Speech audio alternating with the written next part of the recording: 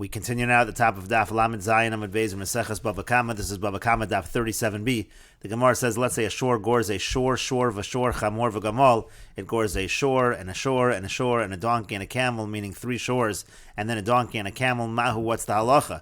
High shore basra, that last shore that it gores basar shavarim shadinan le. Do we put that together with the other shores? V'akati l'shvarim hu dayayid l'midi achrina lo iyayid. So then it would be a muad for shores, but not for other animals, because the other animals, those are separate, the chamor and the gamal. Odil more, maybe high shore basra basar chamor v'gamal shadinan le. Maybe that last shore we pair it together with the chamor and the gamal. V'ayayid le l'kulu minin. If we do that, then it's going to be a muad for all species. And the Gemara continues along the same lines. Chamor v'gamal shore v'shor maha. What if it was a donkey and a camel and then 3 shores? High shore kama, that first shore basar chamor v'gamal shadinan le. Do we put it together with the donkey and the camel? V'yayid le l'chulu mini. Then it would be a muad for all species. Odil more, maybe basar shvarim shadinan. We say that it follows the shore. Shadinan le v'akati l'shvarim hu dayayid l'mina achrina lo ayayid. And then it would be considered a muad for shores, but it would not be considered a muad for other species.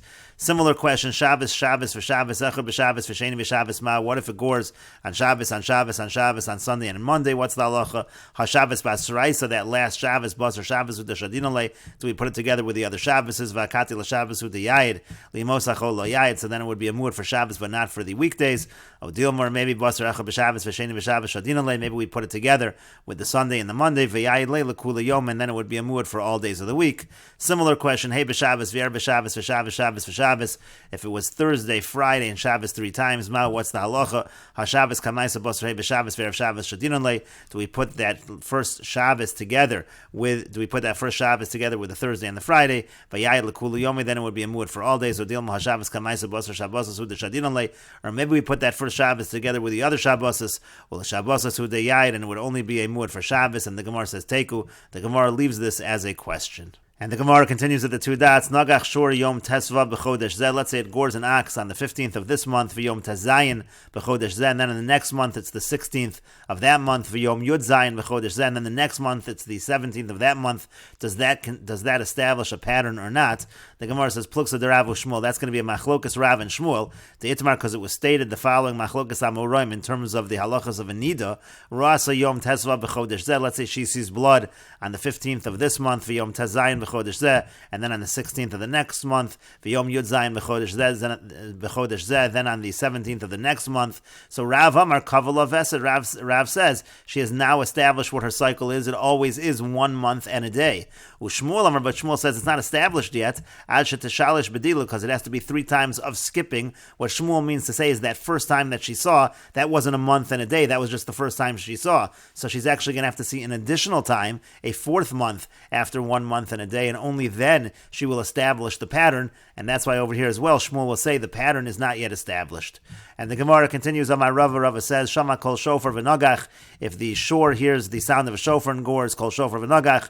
Again hears the sound of a shofar and gores, kol shofar v'nagach. And a 3rd time hears the sound of a shofar and gores, nasa muad l'shofara. So then it becomes a muad in terms of hearing the shofar. We assume anytime it hears it, it's going to gore. The Gemara says, Pshita, isn't that obvious? The Gemara says, Mahud Tzema, no, what might you have said? Hach shofar kama siyuta bi'alma hu denakte. Maybe that first time it heard the shofar, it was just startled, and that really shouldn't count in establishing the pattern. Kamash malan. So that's what it's teaching us, that it does count in establishing the pattern. And Rashi explains, Shmuel amar ad sheteshalish b'diluk. Shmuel says it has to be 3 times where you have that actual skipping, that actual pattern, meaning ein lavesas kavua ad shetir re'ir revius b'yod ches. It's not going to really be an established cycle until she sees in the 4th month on the 18th the Riya Kamaisa Lav Mi Minyan, because that first time doesn't count a La Badila Chazis, because that wasn't with the same pattern. V'hachanami, and here also will apply the same idea. L'Rab Begimel Negichos Nasamud L'Dilog Rav, you just need the 3 times to be considered a muad according to this pattern.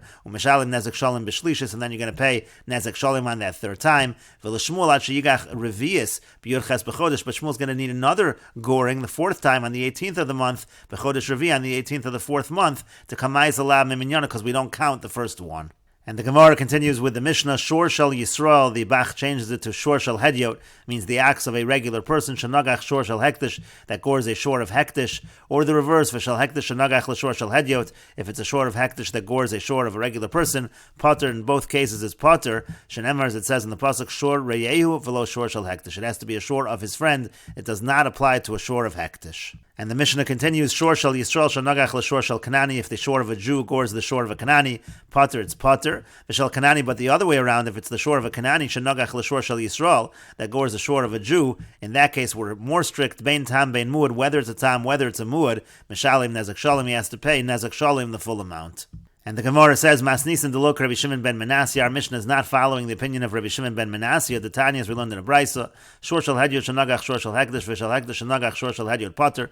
The Tanna Kamma says, if a shor of a regular person gores the shor of Hektish, or the reverse, a shor of Hektish gores the shor of a regular person, it's Potter. Shenemar, as it says, Shor Reyehu V'Lo Shor Shel Hektish. It has to be Shor Reyehu, not the shor of Hektish. That's like our Mishnah. But Rabbi Shimon ben Manasseh, Rabbi Shimon ben Manasseh says, Shor Shel Hektish Shenagach Shor Shel Hedyot Potter. If the shor of Hektish gores the shor of a regular person, then it is Potter.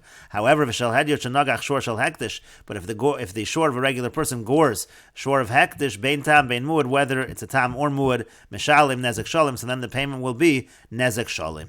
And the Gemara says, Amri, they said as follows, they said the following logic. My Kosav Rabbi Shimon, what exactly does Rabbi Shimon hold?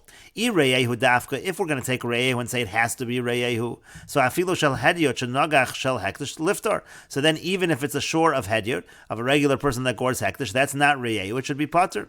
V'i Reyehu Lav Dafkan, if we're going to say that it doesn't have to be Reyehu, so then Afilu the Hektish Nami, so then the other way, even if a shor of Hektish, Kinagach the Hedyot, if it gores a shor of a Hedyot, L'chayev, so then it should be Chayev, it should follow the same halachas.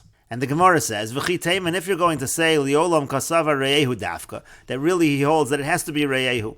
Umiu, but nevertheless, the Hedyot Kinagach the Hektish, when a shor of a Hedyot gores Hektish, so again, that's where Rabbi Shimon ben Manasseh said that Bein Tam, Bein Muad, it pays Nezek Shalim. Hainu Time of the Mechayev, the reason why it's Chayev, even though it seems to be that it's not Reyehu, Mishum de Kamaisi Le Mikal V'chomer de Hedyot, because we bring it from the following Kal V'chomer of Hedyot. Uma Hedyot Shenagach Shel Hedyot Chayev, that if the shor of a Hedyot gores a Hedyot, the shor of a Hedyot is Chayev. Ki Nagach the Hektish Lo Kol Shekain, so Hektish should be stricter, so certainly there's going to be a Chayev. Kol Shekain the Mechayev, certainly there's going to be a Chayev in that case, so he brings such a Kal V'chomer, but still, Dayo Lova Min Adin Lios Kanidon, but if you're going to learn a Kal V'chomer, you can't go beyond the source. Meaning to say, Rav Shimon ben Manasseh is saying that if a shor of a Hedyot gores the shor of Hektish, so in that case, he's actually stricter than in a regular situation, and says even a Tam pays Nezek Shalim, but you shouldn't be able to go beyond the standard case. Malahalan Tam Chatzi Nezek, if your source case, a regular case of goring, the Tam pays Chatzi Nezek, Hachanami Chatzi Nezek, so if you gore a shor of Hektish, it should be the same thing, it should be Chatzi Nezek. So what exactly does Rabbi Shimon ben Manasseh hold? And the Gemara says, rather Reish Lakish says, Hakol hayu bechlal nezek shalim. Really, everybody should be included in the rule of nezek shalim, paying full. Kishapard lach hakosiv reyehu gabe tam. But then the pasuk says, it says the word reyehu by a tam, and therefore we say reyehu hu the tam shalim chatzi nezek by reyehu, meaning in a situation where it gores a short of a hedyot, then we say there's an exception, a tam pays chatzi nezek, and that's how we understand it. Mechlal, that implies the hektish bein tam bein muad. Mishalim nezek shalim, that by hektish, whether it's a tam, whether it's a muad, the payment is nezek shalim. And we will continue with this discussion in the next video on Daf Lamed Ches Amud Aleph.